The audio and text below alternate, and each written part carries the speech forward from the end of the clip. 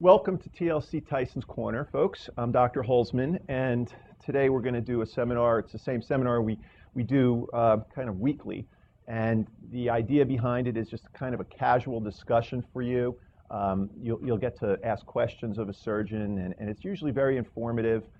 It moves rather quickly. After we're done with this, you're going to go back into the rooms individually, of course. We're going to do a lot of testing on you. We're going to determine whether you're a good candidate for the procedure today. We're going to have you meet with the counselor. So there's a lot of steps that you're going to go through today. And hopefully you're all going to be great candidates and you're all going to be happy patients of ours. So this first step, I apologize for the group seminar discussion. Some people don't like group seminars, but it actually helps sometimes for you because somebody might be thinking of a question to ask that you might not have been thinking about. So it is very casual. Please feel free to ask questions as we go along. And I'm a big believer in education before the surgery. So I think that it's really important information that you know this stuff, and hopefully you'll get something out of this. I am a corneal specialist. Of course, I'm a board-certified ophthalmologist. I have to, of course, have to be a board-certified ophthalmologist to do this, but I went on for extra training and took a fellowship in corneal surgery. So this is a cross-section of an eyeball, and you got the front and the back. And the very front of the eyeball is called the cornea. It's actually the window of the eye. Okay, so what we're doing in these procedures is we're changing the shape of the window of the eye. So all we're doing is changing the shape of the cornea. We're not dealing with the internal mechanisms of your eye at all. Okay, so it's just a very kind of superficial treatment, changing the front window shape. The fact that I'm a corneal specialist is a good thing. This is corneal surgery. It separates me a little bit from the rest of the pack of docs that do Lasik. And for that reason, we get a lot of referrals from other places, outside places, because of my corneal expertise. So it is a little bit different in that regard. Now, in terms of the seminar, we do this to educate patients. We do this, I don't think you need motivation. You're sitting here, so hopefully you're motivated already. And we want to do this to answer questions and provide some interaction for you. You might be amazed that 20% of patients that come in this door are turned away. Now, it varies very much based on the month. Some months it's 15%, some months it's 20%, some months it's 25%. But we're a very conservative center. So you have to understand, we're not going to operate on you unless we think that you're going to do well. Okay? It's very simple. We want to eliminate a lot of the risk or most of the risk before we start the surgery. So by doing so and being very conservative and telling patients you're not a candidate, every time I sit down to operate, I feel like I know the patient's going to do really well. Because I just, because of our experience and the state-of-the-art equipment we have, and the fact that we're operating on excellent candidates, it means that you're going to do well. And it allows me to sleep well at night knowing that. So you can rest assured that we're not going to operate on you unless you're a perfect candidate for this procedure. And that's very important. Information on me is basically I trained up and down the East Coast, and I moved here about 11 years ago to open this center, and have been doing refractive surgery for 20 years. So I've been doing this since 1991. I've done over 50,000 procedures, and that's a lot of surgery. So I've seen a lot of things over the years. I've been with refractive surgery since the beginning. We were doing radial keratotomy years and years ago, and you might remember what that was when we were using diamond blades and things like that. So it's evolved tremendously to today, and it's at the pinnacle of, it's just absolutely a fantastic procedure to have done today. Very, very safe and very effective.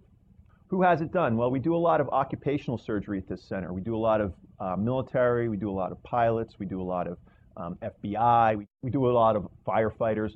These are people that require good vision for their jobs. What I'm most proud about is that we do a lot of eye doctors' eyes. I've done at least 30 or 40 local eye doctors' eyes in the community.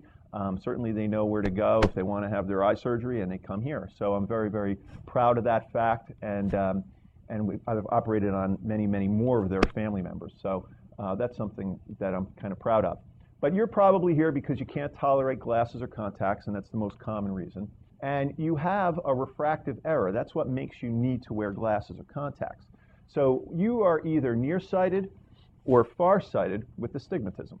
Okay? And some of you have a lot of astigmatism, and some of you have a little bit, but most of you have some. And what nearsightedness is you take your glasses off, and you can see it near. Okay? It's appropriately named. So you take your glasses off, you see something up close, but you can't see the world. It's all blurry out beyond this point. And that's because your focal point is right here, or right here if you're really bad, okay? Which some of you might be.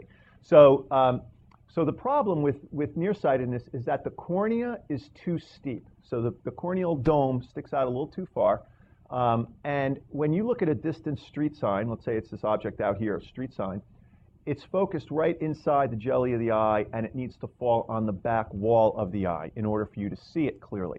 So what you're doing is wearing glasses or contacts in the front, which are just basically pushing the image of the street sign backwards so that your brain can see the street sign, and that's how your glasses work. What we're going to do is we're going to flatten the dome just to the appropriate amount for your particular eyes, and when we do that, we're going to be able to move the street sign's image backwards onto the back wall of the eye. Okay, so it's just like you're wearing your glasses or your contacts, but you're not. Okay, astigmatism is a term that basically means that you have a curve in your cornea. Okay, so the front window of your eye is curved a little bit more than average, so it's not as perfectly round as it should be. So what we're going to do is we're going to reshape that at the same time we're treating your nearsightedness so that the curve is no longer there, and so it's more round. Farsightedness is the opposite problem. People who are farsighted, their corneas are too flat, and look at where the street sign ends up. It's behind the wall of the eye. Okay, so what we have to do is the opposite. We have to steepen the cornea and move their street sign image forward. Okay, so these are all treatable with the laser. Okay, now one thing I want to mention, and at this point most people are always wondering about me because I'm pretty much the only one in the room not wearing glasses, and they are always, well, did you have eye surgery? Did you have LASIK? And the answer is I've always had good eyesight. Okay, so I've never needed LASIK, and I don't need to wear glasses or contacts. I just see well. Okay, but I'm telling you this for a reason, because we're going to get to the next slide and you'll understand why I'm telling you this. No matter whether you're like me and you see really well, or you're like yourselves, nearsighted with astigmatism, when you get into your 40s, you're going to develop a condition called presbyopia. So everybody gets this condition. Doesn't matter whether we're young or a young nearsighted person or a young farsighted person. When we get into our 40s, we're going to develop presbyopia. What happens? Well, inside the eye, there's a lens. And you can think of this sort of like the lens of an autofocus camera. When you take a picture of something, you can take a picture of a distant object with your camera, or you can take a picture of a close object, and the lens inside there is going to autofocus for that particular zone that you're taking the picture of. So with the eye, it's the same thing. Take me, for instance. I see really well. I look at something at a distance. I go to read something. My lens has to reshape itself, just like the cameras, to see up close. And so when that happens, I can read. Okay. Now, if I'm in my 40s, which I am, my lens starts to weaken. So the autofocus starts weakening, and I'm no longer able to just easily read when, my lens is no longer able to easily change shape, so it's harder for me to read. So eventually, we start holding things a little further out, and eventually, your arms are too long, your arm's too short, you can't hold it far enough, and you have to go to the magnifying glasses. You go to the CVS and you buy a pair of reading glasses. So that's what's going to happen to all of you. Okay, this looks like a young group, so this is boring conversation right now, but when you do get into the 40s, you will need to deal with the reading glasses. It's not because you had LASIK, it's because you developed presbyopia. It's an age-related condition, and it continues to worsen from the point we're 45 until we're 65, so it keeps getting worse, and there's really no cure for this right now. However, if you were over 40 and you were interested in having LASIK, and you did not want to go right to wearing reading glasses from the drugstore, there is an option. And the option is called monovision. And what monovision is it deals with the fact that one of our eyes is more dominant over the other.